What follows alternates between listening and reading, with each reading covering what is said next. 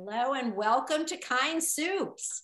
KindSoups is one of the projects that KindWorks does to bring people together to help others in community. Every Monday from 5:30 to 6:30 on the East Coast, we cook together by Zoom, and we cook a huge pot, enough for our own families and enough to share with others. On our website, you can find places and ways to donate your extra soups, or you can share with people in your own life or community that you know would love an extra hug of some, in the form of some nourishing and delicious soup. Today, we are excited to be cooking a Moroccan soup for Ramadan. It's our Ramadan edition of KindSoups, and we're being led by Alexa Abdelately, and she is here to take over now. Hi, Alexa. Oh, hello, and welcome to everybody. Thank you all for joining, the regulars and the new people, and my mom, kind of signing in from Michigan. So today we are going to cook the soup that for me means Ramadan. I have been Muslim for almost 22 years, and sometime in the early years, I came across this recipe. My mother is probably the one who sent it to me. Probably from the New York Times. And so I have been cooking this soup at the beginning of Ramadan for many years now. I definitely went looking last week for the original recipe that I had been using. But over these years, I just kind of throw the ingredients in. And as much as we talk here about how flexible soup is, I figured you guys probably needed some quantities. And I was actually traveling to Istanbul last week, so didn't have time to figure it out myself.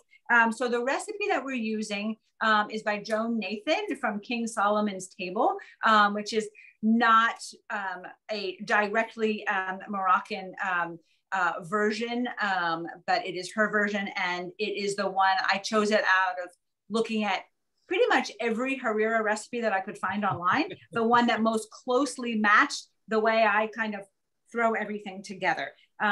So again, super forgiving. If you do 7 carrots or 5 carrots or 8 stalks of celery, all of that is good. And to me, what is like when I make this soup, I only make it during Ramadan. I don't make it at any other time of the year. And as soon as I make it, whether it's the first night of Ramadan or a couple of days in, as soon as I smell, I think it's particularly the spices, the cinnamon and the turmeric and the black pepper, I'm like, oh, it's Ramadan. And we have, even when I don't mean to make a huge pot, and certainly I don't usually mean to make as big of a pot as we're gonna be making tonight, but it always makes a lot. And we eat Harira every night when we break our fast after the sun has fully set. We eat it every night for the first week. And then we go, great, okay, let's make another soup now. But this is really Ramadan, the Ramadan soup for me. Having just come back from Istanbul, there the soup that people break their fast with is a red lentil soup. And I got to have quite a bit of it, and it was very, very delicious. And I know that Salma made red lentil soup last week. So I have done all my prep so that I'm not like chopping carrots really, really loudly in front of you all. So if you need me to slow down and give you guys time to chop your carrots and your celery and your onions, please just let me know. And yes, Marge. I have a question about, so I've got my onions and carrots and celery, and they're ready to have the spices added. And it seems to me that for this volume of soup, 1 teaspoon of cinnamon and 1 teaspoon of turmeric, and it seems very low. Yes. So when I did my mise en place, as Olivier would say, I put a whole bunch more in.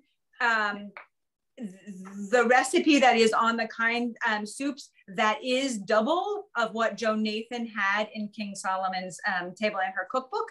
I would say definitely we can add more and be generous. I am fasting right now. When a Muslim woman or man cooks and we're cooking for our family, we are able to like taste and like spit it out. I don't just kind of taste the soup like I would on another night. So I'm going to sort of do some of that adjusting afterwards. What's interesting about this soup is that the flavors really meld. It gets better the next day. And so I would say a teaspoon, 2 teaspoons is I agree, is probably not enough. And just go with how you like it. I know that some of the soups that we've made over these months, like the only seasoning is salt and pepper, and it's like so good, and garlic and onion. Do what feels right to you. Because I'm going to be, giving away a lot of this, I'm not going to use too much of the harissa. And that is very spicy. And I actually did not get harissa. I ended up getting a variety of different kind of pepper pastes, but not the actual Moroccan harissa. But it's fine. It is that sort of spicy, peppery flavor. So let's start. And we're going to start with olive oil. The original recipe was 4 tablespoons of olive oil. I doubled the recipe, and then I thought 8 tablespoons, maybe it's too much, but just pour it in. Olive oil is definitely something that I don't exactly measure. And I don't think that you all need to. And certainly the difference between 6 tablespoons and 8 tablespoons is not any kind of problem. So.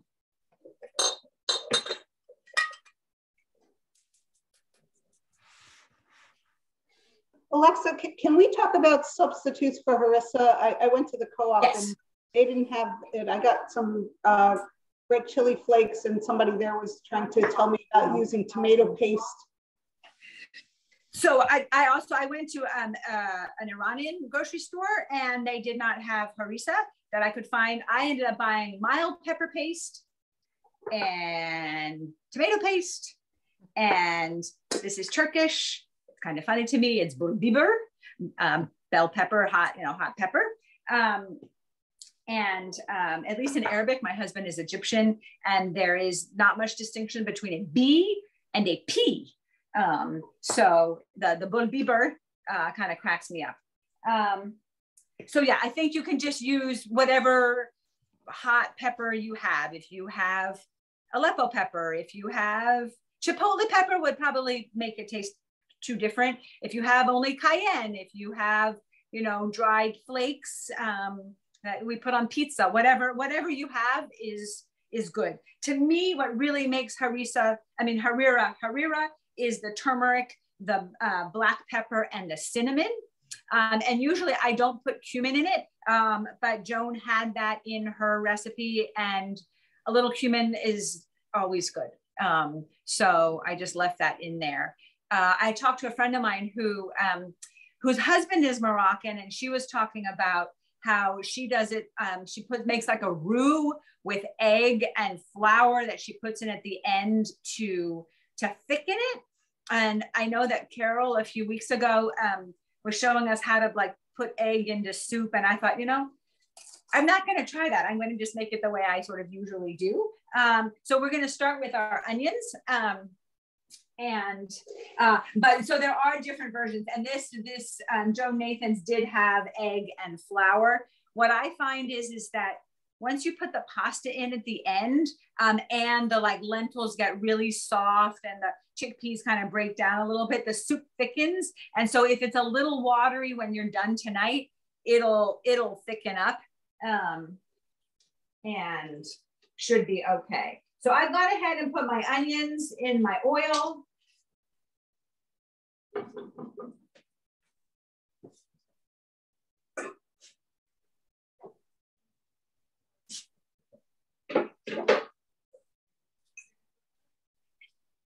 Have any of you had harira before?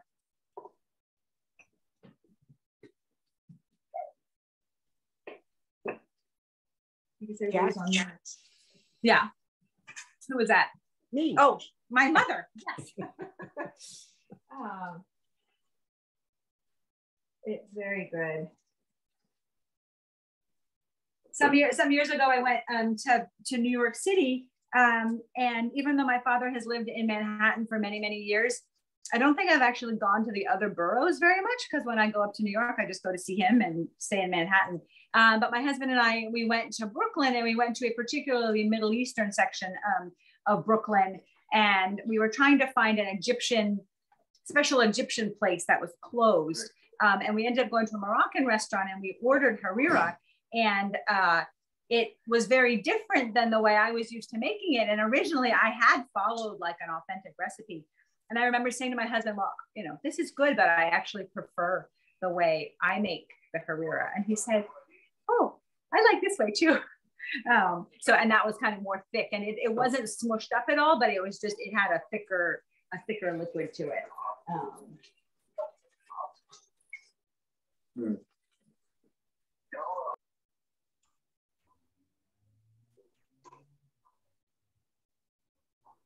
My daughter used to live in Astoria, Queens, and it was her little area was like Little Egypt. It's really fabulous there. Yes, it's lots of many wonderful options.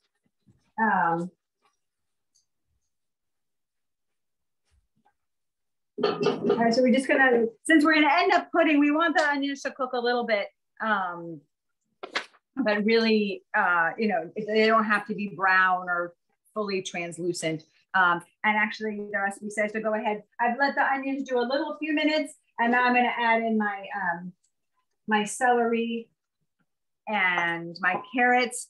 And the original recipe said to just do it in rounds. I ended up chopping up my pieces into half moons. Instead. Does the cinnamon go in now? So it like let the onion and the carrot and the celery cook for a few minutes. You know, like we'll let it cook for a little bit. Right. And then all the other, I didn't see it in the directions. I see it listed. Yeah. So it's goes with other spices same time. Yeah, so the onion, celery, and carrots, and then we do put in the turmeric, the cumin, the harissa, the salt, kind of everything else goes in. And it is nice, particularly for the cumin, to when we put it in, when it's just the vegetables and the oil, it kind of toasts just a little bit, and gets kind of smoky smelling.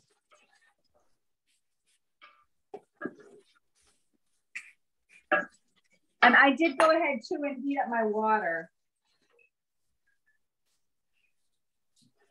I thought about using stock, but again, for me, the spices are kind of what make it. And even though sometimes vegetable broth seems really kind of bland, sometimes it adds a different flavor than the one I'm expecting. So that's why I'm just going to do it with water. But stock or bouillon cubes, or you know, add a depth of flavor that are pretty good.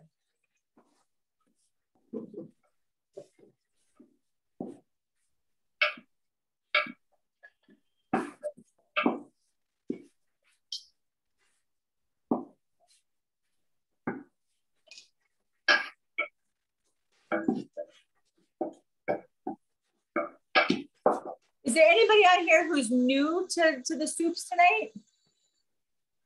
Who hasn't joined before? I see a lot of familiar faces. I guess the Girl Scouts, there was a possible Girl Scout troop that was going to show up, but I guess they are not joining us.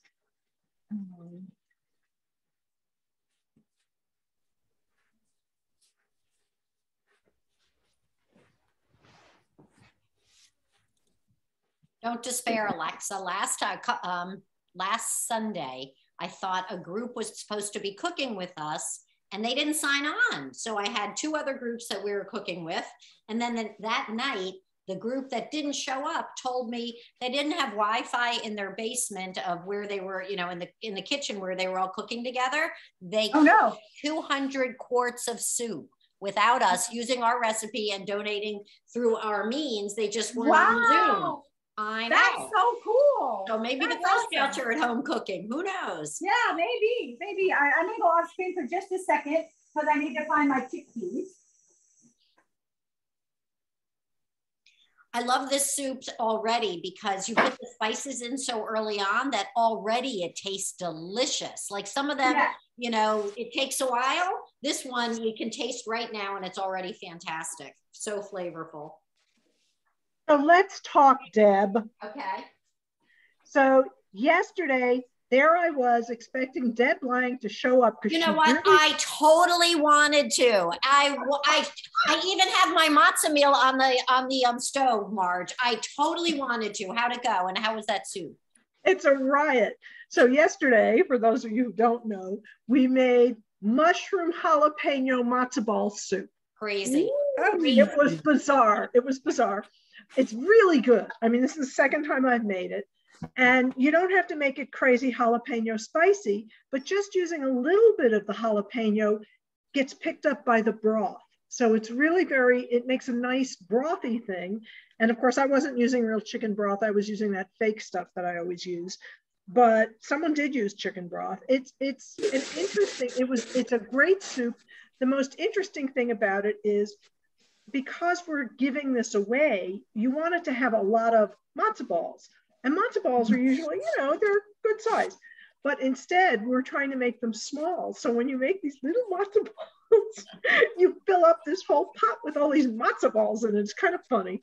But it was great. It really is a good soup. I really enjoy it, and it was a lot of fun. And I think that when I label my my soup, I'm going to call them dumplings, because I suspect that most people who receive these soups, because I give them to Up County, and that's a very heavily Latino population, won't have a clue what a matzo ball is. They have more of a chance of knowing what a dumpling is. So we have all these little, you know, I think I have 7 matzo balls or 7 little matzo balls per. Well, I am going to make your recipe, and I was really sorry I couldn't join you yesterday. It was a lot of fun. It's just kind of like, what would my grandmother think if she knew I was putting jalapenos and mushrooms into my matzo ball soup? Mine would not be happy.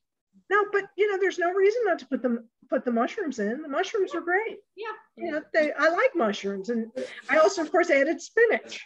Of course you did. Carrots. You know, it was a good recipe. So I'm sorry you missed it, but definitely give it a try. We may have to do it again next year, just because it was such a wild and crazy thing. So yeah, great, good. I'm going to go ahead and put my spices in, and I'm going to start with the quantities that that the original, you know, that the doubled of what the original recipe said, and I will probably end up at least doubling what is on the KindWorks, you know, like 2 teaspoons of cinnamon, but I'm going to just start with 1 and do it that way, and then I'll adjust it later, again, because the soup is going to, you know, it's going to sit for a while.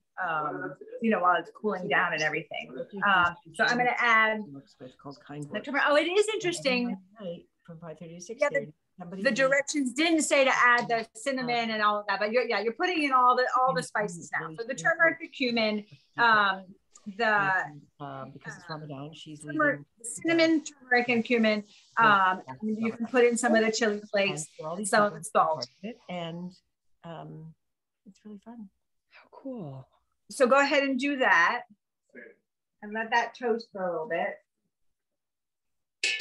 She is in her kitchen, honey. I'm going to bring you a glass of water.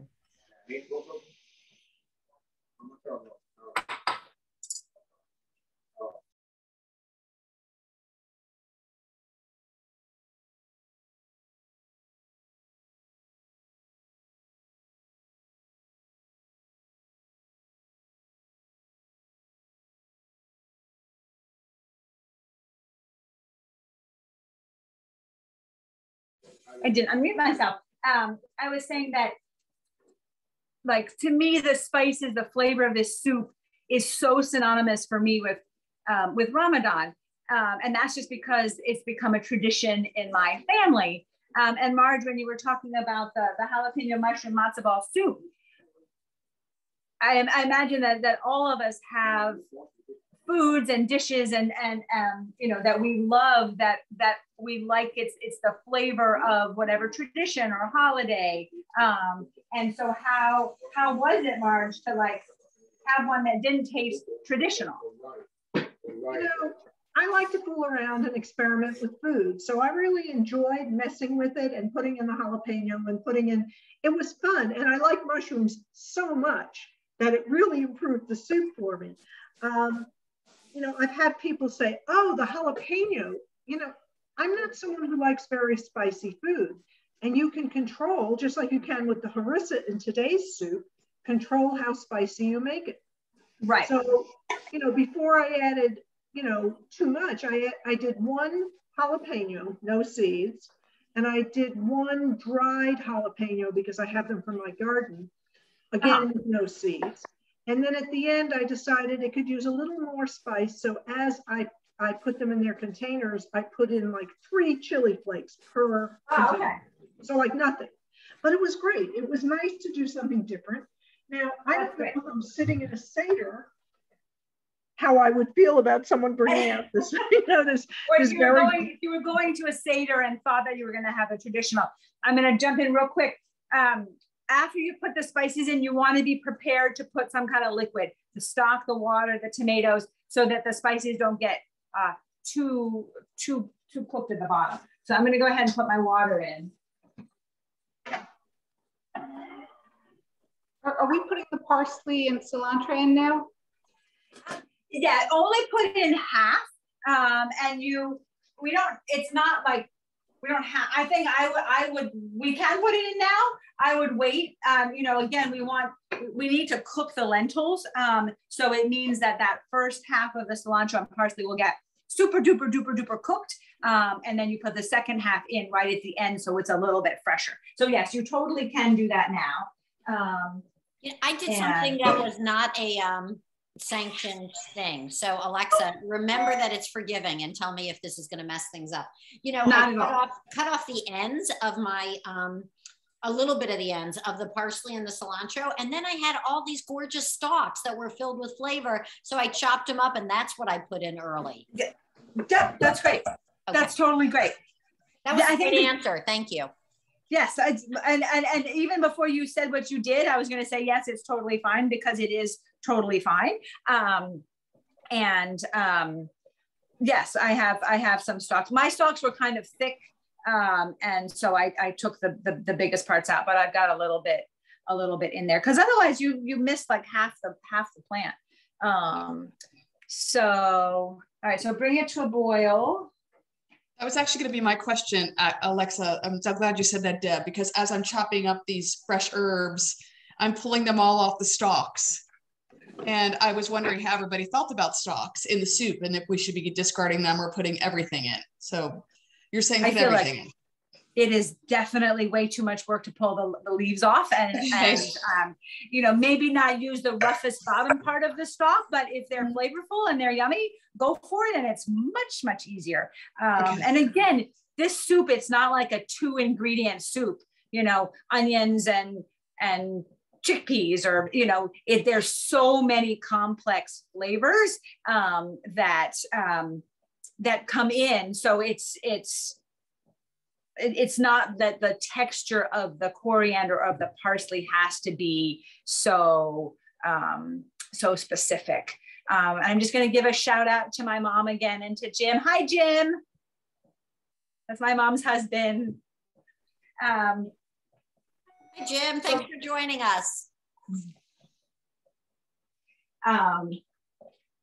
So I had my water hot to start with, so mine's almost at the boil. But again, just as your ingredients are ready, just kind of put it all in there, and it'll just start to boil, and it'll taste delicious.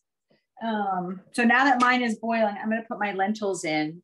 And it is really good before you put the lentils in to just kind of like go through. I was really careful as I was pouring my dry lentils into the bowl to wash them. Like, I really kept an eye out. Every once in a while, you'll find a stone in the lentils. And it's really good not to put the stone in the soup. So just as you're kind of going through, it's good to kind of pick through the lentils. I'm all for forgiving ingredients and changing things around, but this isn't stone soup.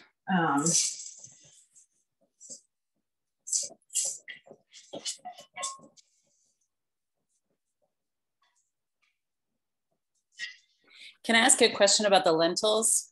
Yes. I noticed it called for brown lentils. I have small green. Will that be okay? Do I just cook them a little bit shorter, shorter? Absolutely. And again, to me, when the lentils break down, that's sort of some of what thickens the soup along with the pasta. And so it's really fine. I ended up kind of reorganizing my beans and lentils cabinet the other day. And so I had a jar that had 3 different colors of lentils in it. And I poured it all into a big bowl and I mixed it up. And then I took out my 2 cups. So yeah, it's totally fine. Doing something like green split peas instead of brown lentils would really change the flavor, right.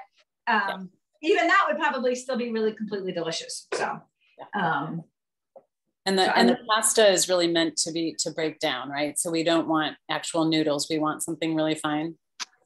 Yes, ideally it's something really fine. This is what I found, and not the like typical Middle Eastern version, but this is the German egg noodles. And that's what I found in a big quantity. So I thought, I'll try that. Because again, the vermicelli, is sort of fine. And again, it's like another texture. But yeah, we put it in pretty much right at the end.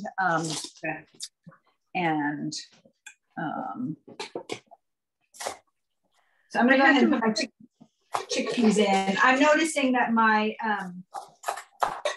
lentils are all floating, which is, as they cook, they'll go down.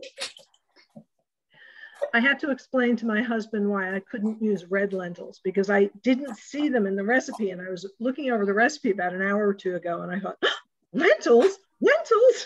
Yeah. He said, well, what's wrong with these lentils? I said, they're red. They get mushy. No, they're yes, not, that will definitely change.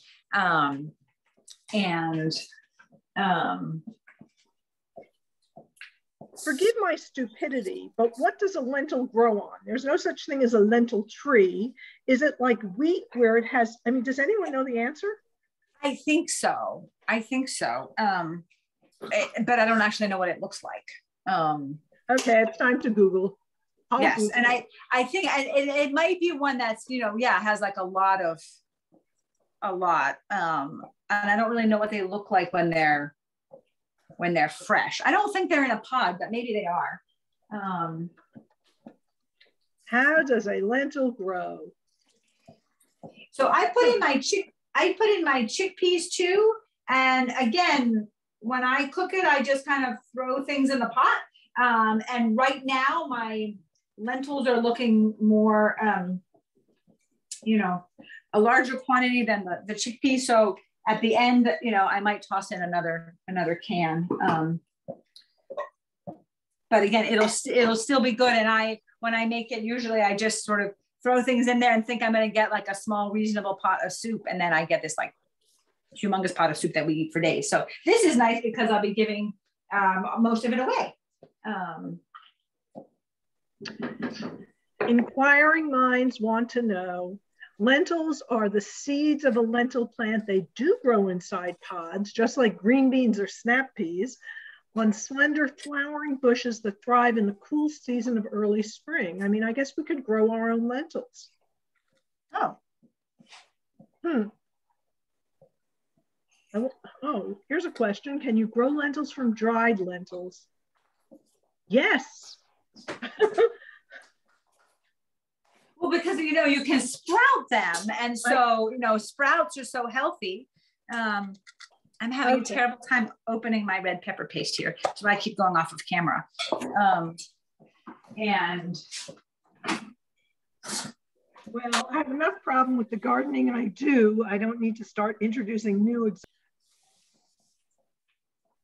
My daughter sent me a picture today of because she had seen that I had tried that little experiment where you take the bottom of the celery and you take the bottom of the spring onion and you sprout it, and it grows a little bit and like no roots, and so it grows about this high and then it stops. And apparently there's kind of like a strawberry planter, but like smaller. You can do it for different lettuces, and then the lettuces grow out the side, and it looked good. And Marge, I did end up taking my garlic and putting it in a pot outside, and I hope it's okay. It's some of it's looking, you know, perky, but it's definitely been really cold. No, it's good. I mean, the garlic will grow. I said this months ago. You plant garlic in December, and it will grow. It's when it gets, by the time it's June, it's too hot around here, and you got to keep an eye on it, because that's when you have to. Yeah. Our temperature has been somewhat reasonable. Even the hot days have been tempered with the cold, so you should be okay on the garlic. Yes, they've been tempered, because one day it's like really, really, really cold, and then the next day it's 70, and then by 5 p.m. it's 30 degrees again. Sort of DC weather. So I ended up putting in, Cheryl, this Turkish pepper and a little pepper paste.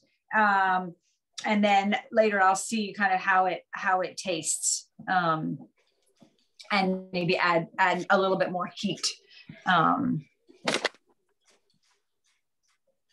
Is everybody's liquid boiling? Pretty much everybody's doing okay? Almost, not quite. Okay.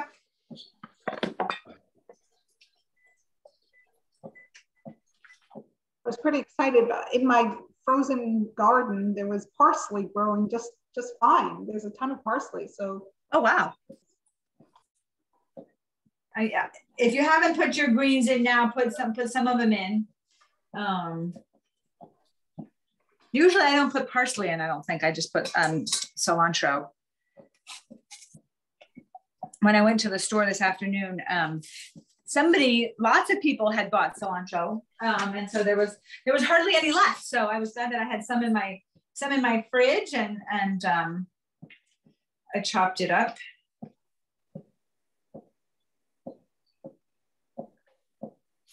And like, I'm noticing that some of my stalks didn't get chopped quite fine enough, so I'm going to pull those back out, because it's not that everything is going to be the same size exactly, but I wouldn't want a long piece of cilantro, so I'll pull that out and chop it up again.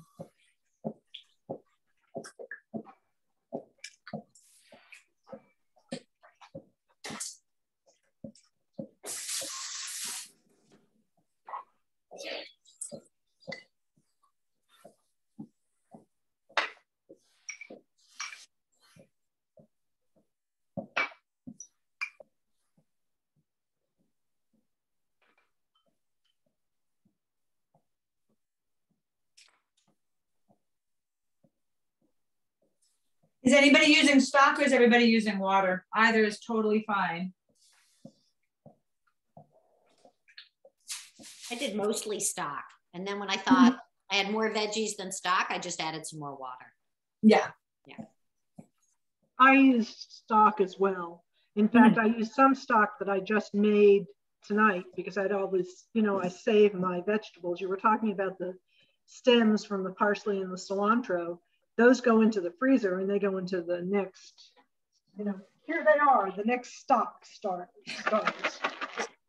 A couple of weeks ago when I was on with you all, and we were talking about that, and I think it was Denise, somebody, the chef the previous week had been talking about making it, maybe it was you, Marge, and so I started saving everything, and I just stuck it in my pressure cooker the other day for a soup, and it smelled so good. I did have to Google, can I use onion skins? And some people say, yes, you can use onion skins. And some people say, no, don't use onion skins. But it really, really was very, very nice and flavorful. So yes, I now have a bag of trimmings in my freezer too, Marge, to make. I put the brown skins into the compost, but the next layer, which is kind of brownish or not brownish sometimes, that goes into the soup. That goes into the stock. Oh, yeah. The papery, that's not the super brown paper, but the thick layer that comes off when you're trying to peel it. Yeah. Yep, that one. Yeah. But the thing you have to be careful about, and I will remind people again, if you're using jalapenos, be very careful. Don't put too much of that in. I've made the mistake of putting just the tops of the jalapenos in. And if you put too many in, it will really spice up the broth. And you may not want that in some of your soups. But also the tops is what has all the seeds on it, which is where I put those go in the compost. It's very busy around here. Many things are getting sorted.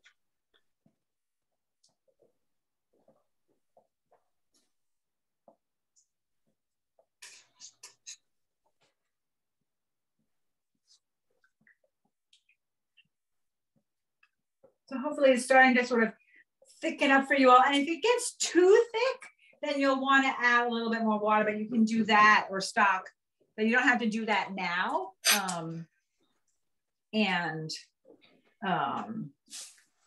You know, you don't want it to come out like a stew, like a chunky stew. You want there to be liquid, and just sort of, you know, keeping it at the amount of liquid that you did, or adding a little bit later. Once you put the pasta in the next couple of days, it will thicken up, but it'll still have that good flavor. So it's definitely not a problem. Let's see. So yeah, and I turn the heat down so that it's simmering, so I'm not boiling off too much of the liquid while the lentils cook.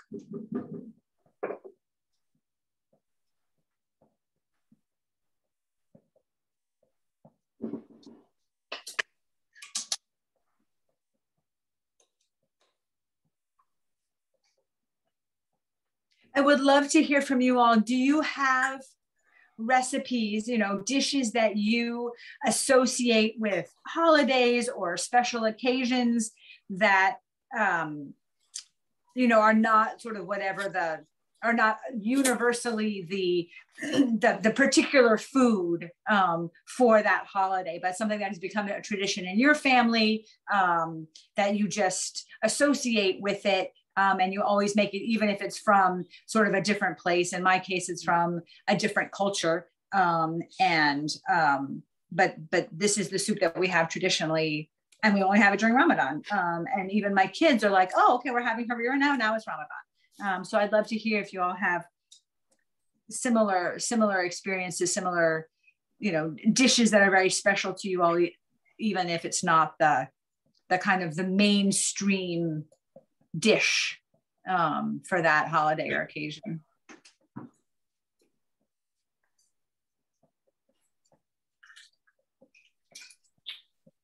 Something that I have found, we were talking about that matzo ball soup earlier. I have one of my sisters, I mean, we all, you know, matzo ball soup is pretty much matzo ball soup, except that I do go off into weird directions like jalapeno mushroom, or I've made green matzo balls by dicing spinach in with the matzo ball mix, or you could put tomato paste in and they'll come out orange. So you can do things that are fun with your recipes. One of my sisters, I don't know where she got this, puts parsnips in. And I don't like them. There's no nice way to say it. I just try to pass them off to my husband because they're too starchy, they're too sweet, I just don't like them. But it's interesting how we all cook things differently. I mean, I grew up thinking that cranberry was gelatinous and came in a can, you know, and had the ridges.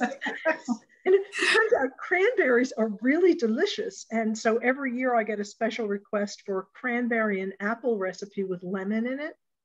And it's a good recipe. And you know, cranberries taste good when you don't get them with rims in a can.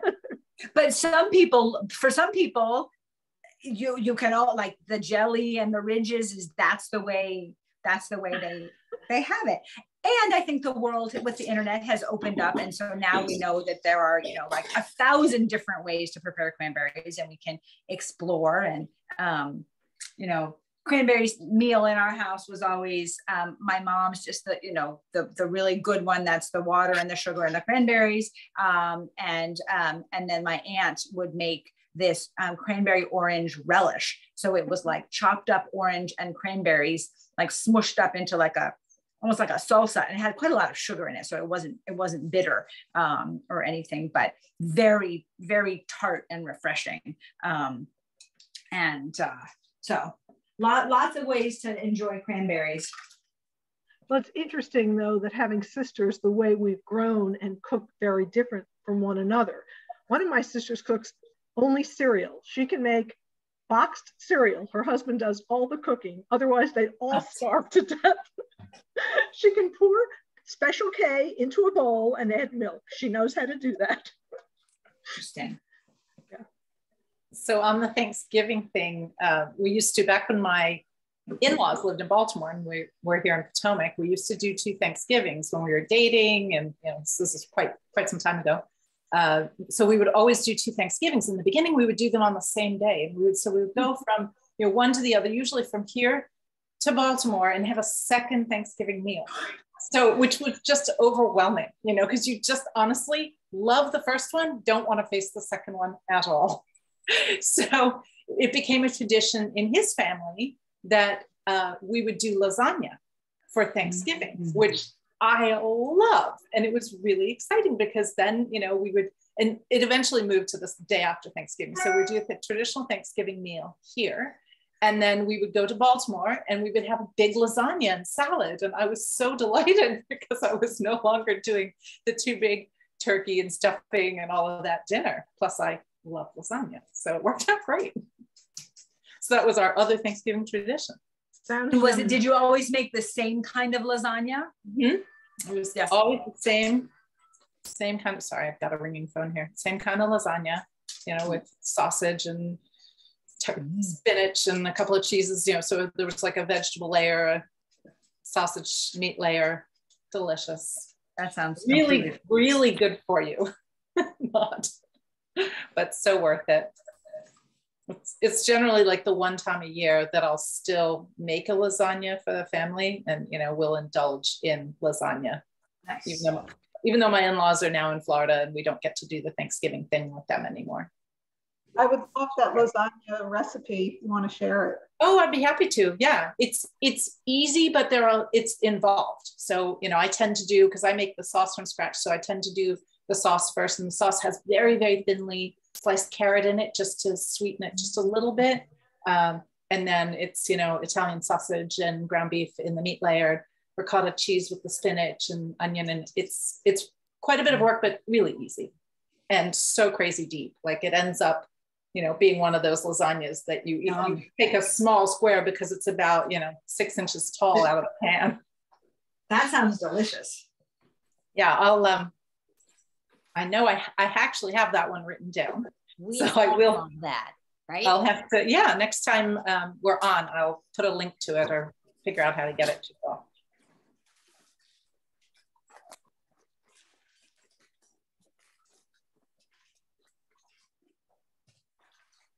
I just realized I hadn't prepped my lemon juice, which again, we're going to do just at the end. So my lentils are cooking, but they're taking their time. And that's really the only thing that, you know, needs to get cooked. Everything else is certainly the carrots and stuff will eventually cook.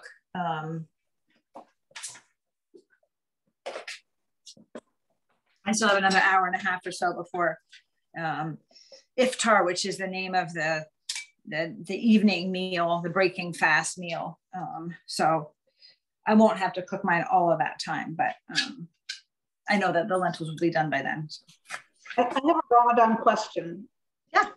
So does the fast end at the beginning of sunset or when it's completely down, and does the fast begin? Like how does that work with sunrise? So the fast begins, so like in Judaism, our day starts with sunset the night before.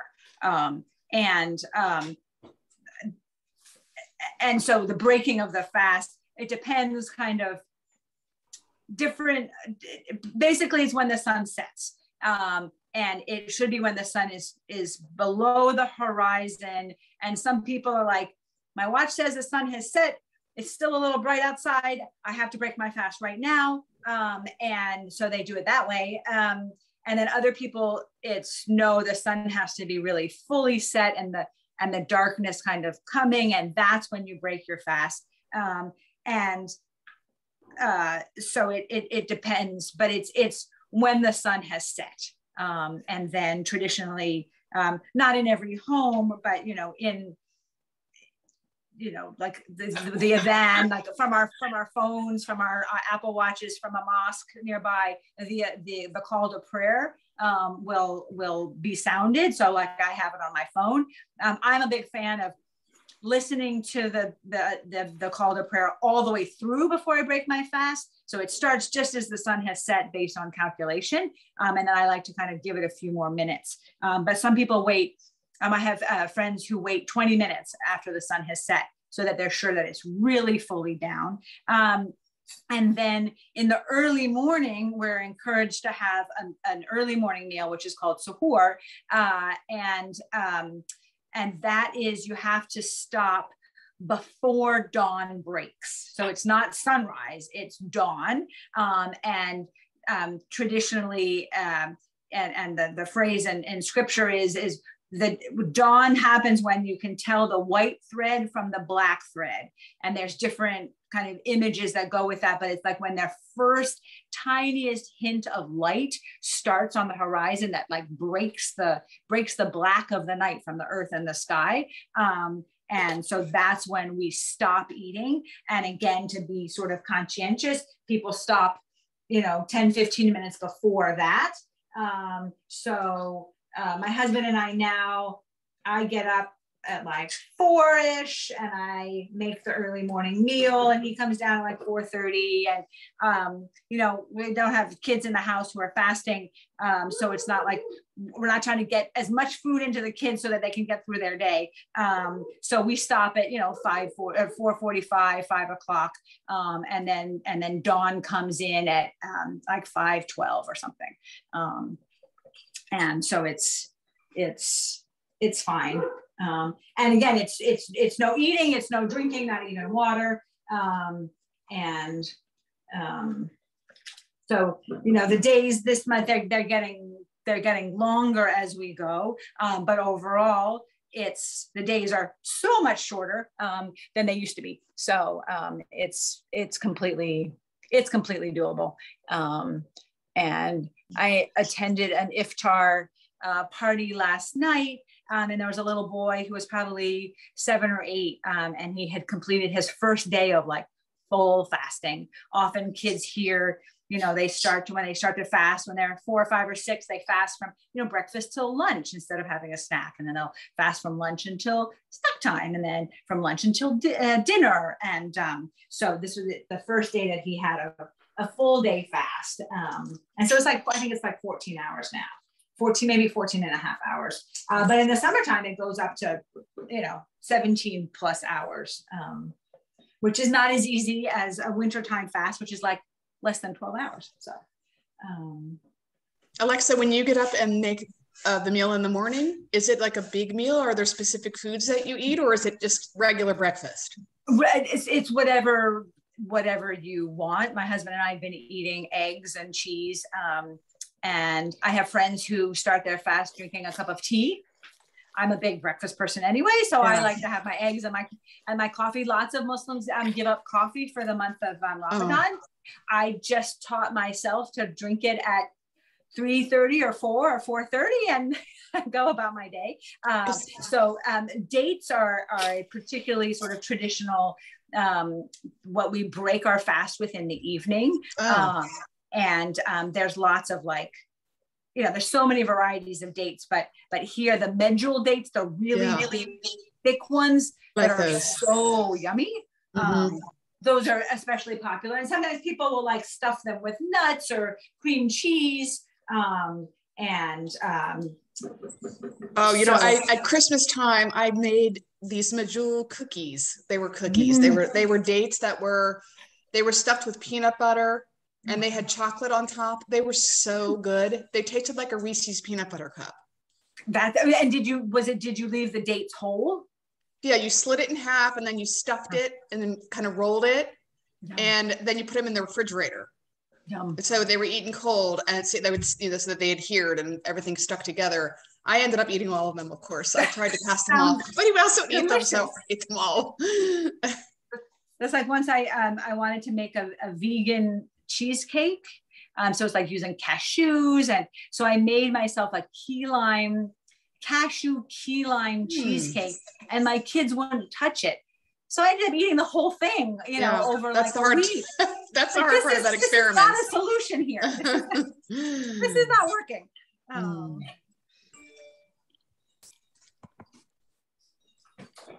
I was just going to add, in terms of the suhoor meal in the morning, usually, hi Alexa and everybody, usually people eat whatever is going to really keep them satiated throughout the day. So oatmeal is a big thing in our family, and I think in many families it's just, you know, heavy and sort of stays with you. So oatmeal with flax and chia and blueberries and bananas and dates and, you know, whatever else you can toss in there just to keep you really full.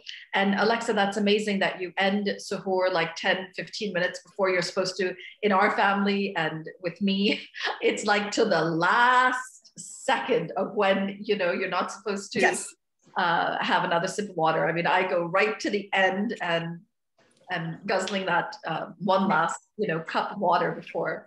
Yes, I have been there too. Being in Istanbul last week was very interesting. I have heard about this before, and I think many, you know, traditionally Muslim, you know, places in the world have some version of this. But I've never been in a Muslim country during Ramadan. And, but there's in the neighborhoods, there's a drummer. Yeah. And I can't remember the word in Arabic, and I definitely don't know it in Turkish. So a drummer will go through the streets to wake people up. And, you know, Istanbul is sort of similar. And so we could stop eating. We had to stop eating at like, I don't know, 5:10 or something like that. And bless his heart, the drummer would come through our street, like one side of the building and then the other side at 3 a.m. As my daughter said, 2:58. It was 2:57 today, Mom. 3:01. And he would come through with a drum. And so I had, you know, 2 hours in which I got to eat my suhoor, because once the drummer went through, I was like, well, I might as well get up and like be productive or something. So, but it was very cool to hear that drummer and know that women up and down the street, we were staying in an apartment, up and down the street, women were getting up and starting to cook and prepare the food for their family. And I really enjoyed that. And I sort of imagined him as sort of like an old guy. But one morning when he was particularly peppy, I went into the kitchen and I started recording him. And then I peered out, very careful to not drop my phone. But it looked like some young guy, you know? So I don't know how the tradition gets passed. But there are children's songs, you know, in English, but also I'm sure in you know, more traditional languages too, about the drummers and waking up for suhoor. And it was really cool to experience that. And then also we were in the kind of the old part of Istanbul, where the Blue Mosque is and where the Hagia Sophia, the Hagia Sophia is. And it's kind of like the Capitol and the Washington Monument. There's like a huge space in between them. And each mosque had like these lights that would light up at night. That was like, welcome Ramadan, and, you know, Ramadan is here kind of thing. But we were there in the late afternoon, and we could see that there were families that were setting out picnics on the grassy areas between the Hagia Sophia and the Blue Mosque. and then they were going to break their fast there and then go and do the Maghrib, the evening prayers in one of the mosques. And we were walking around, and it was just this incredible community feel. Here in America, most mosques people will gather, and the mosque sponsors, people donate money, and the mosque will provide the iftar meal, the breaking of the fast meal, to the people that are there. But I've been to that before, certainly, but I had never been to in a place where there's everybody around us, is sitting there, is waiting for the adhan, the call to prayer to go off. And something that was interesting was there's lots of police down there by the Hagia Sophia and the Blue Mosque, which is a good thing. But then there was this space that was blocked off, and there was a cannon. And we said, what are they doing?